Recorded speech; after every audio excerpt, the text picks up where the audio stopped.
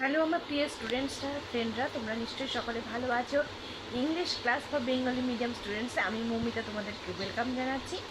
আমার আজকের ক্লাস ভার্বের আরেক ধরনের গ্রুপ নিয়ে, সেটা হচ্ছে স্টেট ভার্ব আর ইভেন্ট ভার্ব। আজকের ক্লাসটি আমরা ভার্বের আমাদের যে গ্রুপগুলো নিয়ে ডিসকাস হচ্ছিলো তার উপরে এটা ক্লাস আজকে ভার্বের গ্রুপের উপরে স্টেট ভার্ব আর ইভেন্ট ভার্ব নিয়ে আমরা আলোচনা করব। কিন্তু সেই মূল ক্লাসে যাওয়ার আগে তোমাদের কাছে রোজকার মতন আমার রিকোয়েস্ট, তোমরা যারা যারা আমার চ্যানেলটি এখনও সাবস্ক্রাইব করোনি তাহলে প্লিজ আমার চ্যানেলটি সাবস্ক্রাইব করে নাও। আর আজকের ভিডিও দেখার পর যদি তোমাদের ভালো লাগে তোমরা অবশ্যই লাইক করো, শেয়ার করো। এবার আমি তোমাদেরকে ডিটেলসে বলছি স্টেট ভার্ব আর ইভেন্ট ভার্বকে। স্টেট ভার্ব নামের মধ্যে বুঝতে পারছো অবস্থাধর্মী, আর ইভেন্ট ভার্ব মানে ঘটনাধর্মী। তো স্টেট ভার্বটাকে আমার মনে হয় ভালোভাবে তোমরা বুঝতে পারবে যদি এর ভাগগুলো নিয়ে আলোচনা করি। স্টেট ভার্বেরও কিন্তু কিছু ভাগ রয়েছে, যেহেতু অবস্থাধর্মী তো হতে পারে। দেখো আমি বলছি তোমাকে 4 রকম হতে পারে। একটা হচ্ছে স্টেট অফ পারসিভিং, একটা হচ্ছে স্টেট অফ মাইন্ড, আরেকটা হচ্ছে স্টেট অফ বিং, আরেকটা হচ্ছে স্টেট অফ রিলেশনশিপ। তো এই 4 রকমের অবস্থাধর্মী ভার্ব হতে পারে। আমি তোমাদেরকে সেগুলো উদাহরণ দিয়ে বোঝাচ্ছি, তোমাদের কাছে তাহলে ক্লিয়ার হয়ে যাবে।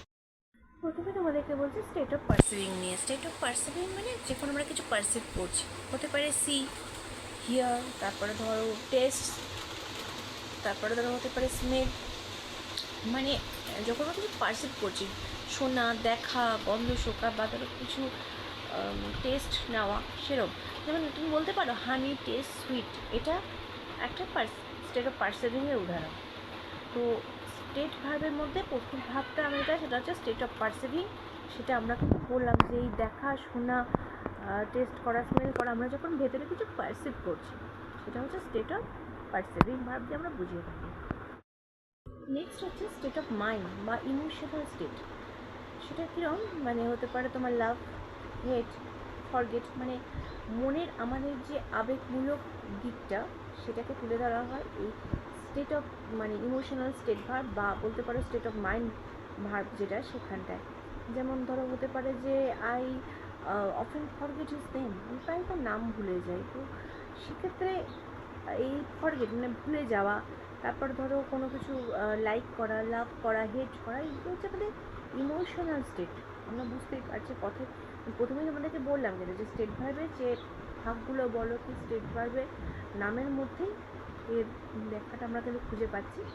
তো যাই হোক, তো স্টেট অফ মাইন্ড বা ইমোশনাল স্টেট ভাব কোনগুলো আমরা বুঝতে পেরেছো। আমি পরবর্তী ভাগ নিয়ে বলছি। পরবর্তী ভাগ স্টেট অফ বিং, যেটা স্টেট অফ বিং হচ্ছে তোমার হওয়াবাচক। এক্ষেত্রে দুরকম অ্যাকচুয়ালি হয়। একটা বি ভার্ব, এটা আমরা খুব ভালো মতো জানি, যেমন ধরো he is a brave boy, he is very intelligent. এই যে বি ভার্ব যেগুলো অ্যাম, ইজ, আর, ওয়াজ, ওয়্যার আমরা জানি, এগুলো হচ্ছে সব বি ভার্ব যেগুলো, সেগুলো স্টেট অফ বিংকে বোঝায়। আরেকটা হচ্ছে তোমার remain, I remain silent in such cases, এইসব কেসে সাইলেন্ট থাকে। তো এই যে রিমেন, এটাও কিন্তু একটা হওয়াবাচক বোঝাচ্ছে। তো যার জন্য স্টেট অফ বিং ভার্ব যদি আমরা আলোচনা করি যে বিং বা স্টেট ভার্বের স্টেট অফ বিং ভার্ব কোনগুলো, সেক্ষেত্রে এই ভার্বগুলো হচ্ছে কিন্তু স্টেট অফ বিং। আর next one state of relationship, সম্বন্ধ সূচক। তোমরা বুঝতে পারছো এটারও নামের মধ্যেই ঢুকিয়ে আছে। সেটা হচ্ছে ধরো হতে পারে আই হ্যাভ আ স্কুটি, বা ধরো do you own a motor car. আমাদের যেখানে রিলেশনশিপ বোঝাচ্ছে, একটা সম্বন্ধ বোঝাচ্ছে, সেক্ষেত্রে এই ভার্বগুলি কিন্তু আমরা ব্যবহার করে থাকি। হতে পারে ডিজার্ভ, হতে পারে ওন, কোনো কিছু ওন করা, হ্যাঁ আমার আছে, হ্যাঁ তো আছে বলতে আমরা বোঝাই। তো সেক্ষেত্রে এটা রিলেশনশিপটা বোঝায়। তো যার জন্য এই ভার্বগুলোকে আমরা বলছি স্টেট অফ রিলেশনশিপ ভার্ব বা সম্বন্ধ বাচক ভার্ব। এবারে বলবো ইভেন্ট ভার্ব, ঘটনাধর্মী ভার্ব। এবারে ইভেন্ট ভার্বও কিন্তু আবার 2 ধরনের হতে পারে, সিঙ্গেল ইভেন্ট আর একটা হচ্ছে রিপিটেড ইভেন্ট। ধরো যে ঘটনাটা একবার ঘটছে, যেমন ধরো বলতে পারো আই বট অ্যান অরেঞ্জ, ধরে নাও, ফ্রম দ্য মার্কেট। সেটা হচ্ছে একটা সিঙ্গেল ইভেন্ট, আমি একটা কমলা লেবু কিনেছিলাম। কিন্তু যদি আমি বলি যে I buy oranges from the market regularly, আমি নিয়মিত মার্কেট থেকে অরেঞ্জ কিনে করতে থাকি কাজটা, সেটা হচ্ছে বুঝতেই পারছো, সেটা হচ্ছে repeated event verb. Single event, repeated event, এই 2 ধরনের ইভেন্ট ভার্ব হয়ে থাকে। আশা করি আজকের ক্লাসে আমি তোমাদেরকে স্টেট ভার্ব আর ইভেন্ট ভার্ব এই 2 রকম ভার্বেরই আইডিয়া দিতে পেরেছি, ডিসকাস করে বিভিন্ন গ্রুপগুলো মানে বিভিন্ন যে ভাগগুলো আলোচনা করে তোমাদেরকে হয়তো কিছুটা আইডিয়া আমি দিতে পেরেছি। তো বুধ বন্ধুর যদি কোনো মানে মানে মনে হয় কিছু ক্লিয়ার হলো না, তাহলে সেক্ষেত্রে কিন্তু আমাকে কমেন্টে তোমরা জানাতে পারো যে কোনো কিছু জানতে চাইছো তোমরা সেক্ষেত্রে। তো আমি তোমাদেরকে একটা কথা বলতে চাই, ভার্বের যত রকম মানে ক্লাসিফিকেশনস হতে পারে, যত রকমভাবে আমি মোটামুটি কয়েকটি ক্লাসে তোমাদেরকে কিন্তু সেই ক্লাসিফিকেশানসগুলো বুঝিয়ে দিয়েছি। আমি তোমাদেরকে রিকোয়েস্ট করবো তোমরা ক্লাসগুলো আবার দেখো, ভার্বের উপরে যে ক্লাসগুলো আমি রিসেন্টলি নিলাম তোমাদের, তো সেগুলো কিন্তু তোমরা একটু রিপিটেডলি দেখো, তোমাদের হেল্প হবে এবং তোমরা সেগুলোকে একটু অ্যাপ্লাই করো, যেটা আমি বরাবর তোমাদেরকে সাজেশন দেবো, তোমরা রিপিটেডলি ওগুলোকে ইউজ করো, সেক্ষেত্রে কিন্তু তোমরা খুব উপকার পাবে।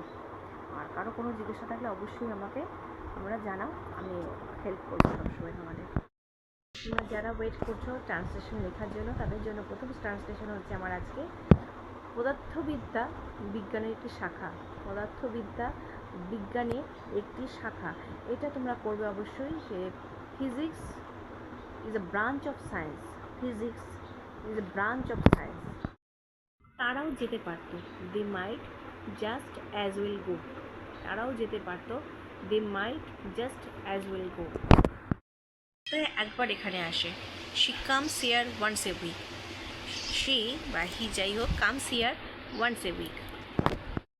আজকে ক্লাসটা লিঙ্কে করছি না, তোমাদের যাদের যাদের আজকে আমার ভিডিওটি ভালো লেগেছে তোমরা প্লিজ লাইক করো আর একটু শেয়ার করে দিও সকলের মধ্যে, যাতে সকলেই এই ভার্বের এই ক্লাসিফিকেশানসগুলো দেখার সুযোগ পায়। ধন্যবাদ।